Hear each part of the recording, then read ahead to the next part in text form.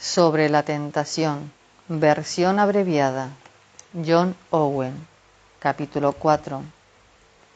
Entrando en la tentación, los síntomas. Si una persona desea evitar entrar en la tentación, es necesario que conozca los síntomas de una experiencia como esta. Cuando ya es demasiado tarde y el pecado ha sido cometido. Quizás pareciera que estamos declarando lo evidente, pero esto necesita ser declarado.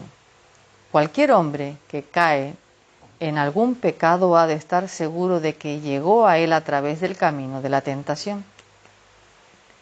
Todo pecado viene de la tentación y no puede haber pecado sin la tentación. Muchas personas, cuando son rebasadas por algún pecado, se arrepienten de él y sin embargo fallan al no reconocer que la causa de ello fue la tentación. Si usted desea triunfar sobre cualquier pecado, usted debe considerar qué es lo que le tienta a ese pecado y evitarlo. La tentación es la raíz y el pecado es su fruto amargo. También muchas personas son conscientes de sus pecados, pero no de sus tentaciones. Muchos están disgustados con los frutos amargos del pecado, pero no toman ninguna precaución para evitar la raíz venenosa de la tentación. Usted nunca caerá repentinamente en el pecado sin primero entrar en la tentación. Casi es seguro que la compañía de ciertas personas le conducirá a pensamientos, palabras o hechos pecaminosos. También es posible que ahora disfrute de esas compañías y más tarde tenga que lamentar el pecado resultante de ello. Ciertas metas o ambiciones, por ejemplo el amor al dinero, pueden causar un efecto similar y mucha gente pudiera estarlas siguiendo sin apreciar la tristeza que el pecado les traerá. Segundo, cuando la tentación toma fuerza siendo violenta o prolongada. Como ya señalamos en el primer capítulo, las tentaciones pueden tener distintos grados.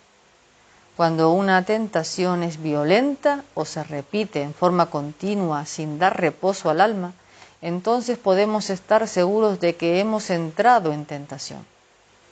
Los deseos pecaminosos de una persona tienen poder para seducir a esa persona sin ninguna tentación ajena, pero esto no es lo mismo que entrar en tentación.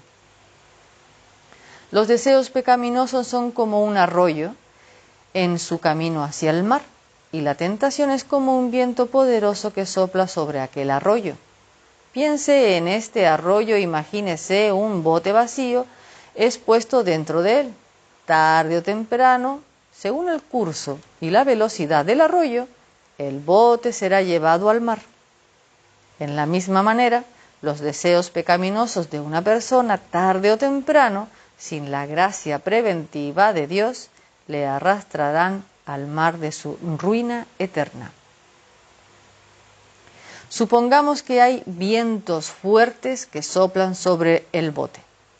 Entonces, el bote será arrastrado con violencia contra cada roca hasta que se rompa en pedazos y sea tragado por el mar. Esta ilustración nos da imágenes del hombre pecaminoso. La primera es de un hombre que lenta, pero seguramente es llevado al mar de su ruina eterna por el arroyo de sus deseos pecaminosos. La segunda nos muestra al mismo hombre experimentando el viento fuerte de la tentación. Este viento arrastra al hombre de un pecado a otro hasta que, tal como en el naufragio del bote, llega a su ruina eterna. Esta ilustración puede ser vista en muchos ejemplos tomados de las vidas de los creyentes que fueron preservados de la ruina eterna, a pesar de haber entrado en la tentación y caído tristemente para su propia vergüenza. El rey Ezequías siempre tuvo en él la raíz del orgullo. un deseo pecaminoso que le habría condenado si no fuera por la gracia de Dios. Sin embargo, su orgullo no le hizo jactarse de sus tesoros. Y riquezas hasta que cayó en la tentación cuando vinieron los embajadores del rey de Babilonia. Podemos ver la misma raíz pecaminosa del orgullo en el rey David. Durante muchos años resistió su deseo pecaminoso de censar al pueblo, pero cayó en este pecado cuando Satanás se levantó y le provocó a hacerlo. Ilustraciones similares pueden ser encontradas en las vidas de Abraham, Jonás y Pedro, por mencionar solo algunos. Judas Iscariote nos da un ejemplo espantoso de una persona que nunca fue un creyente verdadero. Judas fue codicioso desde el principio y sin embargo no trató de satisfacer su deseo pecaminoso sino hasta que el diablo entró en él. Todos tenemos deseos pecaminosos. En ocasiones se presenta la oportunidad en forma agobiante para que estos deseos sean satisfechos. Cuando esto sucede, hemos entrado en la tentación. Tercero, cuando la tentación llega sutilmente o inconscientemente. Una persona puede entrar en tentación sin estar consciente de que un deseo pecaminoso se ha despertado en él. Un ejemplo de esto es cuando el corazón de una persona empieza secretamente a gustar la tentación y está contento a alimentar y darle oportunidad para crecer en varios aspectos, pero sin cometer abiertamente el pecado. Esto es una forma muy sutil de tentación. Un ejemplo nos ayudará a detectarla. Un hombre comienza a ganar una reputación de piedad, sabiduría, aprendizaje, etc. Cosas buenas en sí mismas. Algunas personas le alaban por ello y él comienza a disfrutarlo hasta que su orgullo y ambición son afectados. Entonces se pone a esforzarse mucho para mejorar sus dones y sus gracias, pero sus motivos son equivocados. Lo está haciendo para engrandecer su reputación.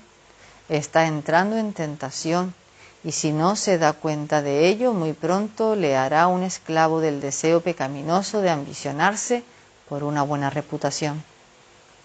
Jehú es un buen ejemplo del Antiguo Testamento de esta clase de hombre. Segunda de Reyes 10, del 15 al 17. Se dio cuenta de que estaba ganando una reputación a causa de su celo por Jehová. Luego se encontró con Jonadab, un hombre bueno y santo, y le dijo: ven conmigo y verás mi celo por Jehová. Es evidente que Jehú estaba pensando dentro de sí: aquí tengo una buena oportunidad para incrementar mi reputación. Y entonces se puso a obrar fervientemente. Las cosas que Jehú hizo fueron buenas en sí mismas, pero sus motivos fueron malos. Estaba siguiendo sus deseos pecaminosos. Jehú había entrado en la tentación sin darse cuenta. Aquellos que están involucrados en la obra del ministerio y en la predicación del Evangelio son especialmente propensos a caer en esta clase de tentación sutil. Muchas cosas acerca de la obra del ministerio pueden ser un medio para ganar una buena reputación y la estima de buenos hombres. Las capacidades de un predicador, su franqueza al hablar, su fidelidad, su coraje, su éxito, etc., pueden ser medios para incrementar su reputación. ¿No habremos hecho caso a algún bien por motivos equivocados? Por ejemplo, para ser visto de los hombres para ganar alguna ventaja personal, por intereses propios o para evitar la crítica de los demás. Entonces hemos entrado en la tentación. Cuarto, cuando los deseos pecaminosos se encuentran con la tentación. Cuando una persona se halla en una situación en donde sus deseos pecaminosos tienen la oportunidad de ser satisfechos, se encuentra a sí mismo siendo animado a tomar provecho de la oportunidad. Entonces esa persona ha entrado en la tentación. Es casi imposible que una persona que se encuentra frente a oportunidades idóneas para cumplir sus deseos pecaminosos no sea atrapado. Cuando vinieron los embajadores del rey de Babilonia, el orgullo de Ezequías le hizo caer en una tentación. Cuando Hazael llegó a ser rey de Siria, su crueldad y su ambición le hicieron enfurecerse en contra de Israel. Cuando los sacerdotes vinieron con sus 30 piezas de plata, la codicia de Judas obró instantáneamente para vencer a su maestro, para vender a su maestro. Lucas 22, 3 al 6. El material inflamable debería ser guardado lejos del fuego. De la misma forma es importante guardarnos o alejarnos de las cosas que pudieran despertar nuestros deseos pecaminosos. Algunas personas piensan que pueden jugar con serpientes sin ser mordidos, tocar la pintura fresca sin mancharse, jugar con el fuego sin quemarse, pero están equivocados. Le brindan su trabajo, su estilo de vida o sus amistades oportunidades para satisfacer sus deseos pecaminosos. Si así es, entonces usted ha entrado en tentación y solamente Dios sabe cómo terminará. Quinto y finalmente, un estado debilitado del alma es indicativo de que ha entrado en la tentación. En la misma manera que un estado pobre de salud física le hace más propenso a enfermarse, así también un estado pobre de salud espiritual le hace más propenso a caer en la tentación. Para ser más específico, cuando la vida espiritual de una persona está debilitada, esa persona ha entrado en la tentación. Puede ser que al principio se ignore la tentación particular en que ha entrado, pero no tardará mucho en descubrir, para su propia tristeza y consternación, cuál sea la tentación. Para ayudarnos a detectar esta entrada particular en la tentación, debemos considerar las maneras en que la vida espiritual de una persona puede ser debilitada. Por ejemplo, cuando llevamos a cabo los deberes cristianos en una forma negligente o superficial. Siempre conducirá al debilitamiento de la vida espiritual. Cuando una persona puede descuidarse de estos deberes o contentarse con realizarlos en forma negligente o fría, es decir, sin el gozo, el deleite o la satisfacción del alma que antes tenía, entonces esa persona se está volviendo espiritualmente débil. La siguiente es una regla infalible. Si el corazón del creyente se vuelve flojo, negligente o formal en la adoración de Dios, entonces alguna tentación ha empezado a obrar en su corazón. El amor al mundo, o el orgullo, o la impureza, o el egoísmo, o la malicia, la envidia o alguna otra cosa se ha apoderado de su espíritu. En las palabras de Oseas, devoraron extraños sus fuerzas y él no supo, y aún canas le han cubierto y él no lo supo. Oseas 7:9.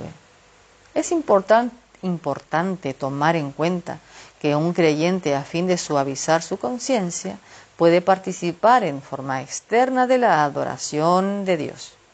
Puede orar y puede leer y escuchar la predicación de la palabra de Dios, pero todo con un corazón frío e indiferente, sin una vivencia real en la realización de estos deberes. La iglesia en Sardis mantenía la forma externa de sus deberes religiosos y así ganó reputación de ser una iglesia viva. Pero el Señor sabía la verdad y su veredicto fue: tienes nombre de que vives y estás muerto. Sé vigilante y afirma las cosas que están para morir. Hay una relación muy estrecha entre la naturaleza nueva y los deberes de la adoración a Dios que no pueden ser separadas a menos que alguna tentación secreta esté debilitando el alma.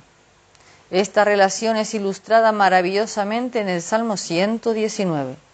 Por lo tanto, Si un creyente encuentra, por un honesto autoexamen, que un latido espiritual no es tan fuerte como debería ser, y encuentra que no tiene mucho deleite en las cosas de Dios, entonces debería concluir que ha entrado en tentación, aun cuando la forma exacta de la tentación no le sea conocida todavía.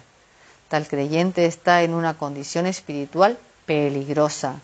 Si no busca y trata con la causa de su debilidad espiritual, es muy improbable que pueda escapar de una gran tentación de pecar. Dios, en su misericordia, puede prevenir que caiga en pecado. Por otra parte, Dios puede disciplinar a ese creyente, quitándole una conciencia de su presencia y su protección.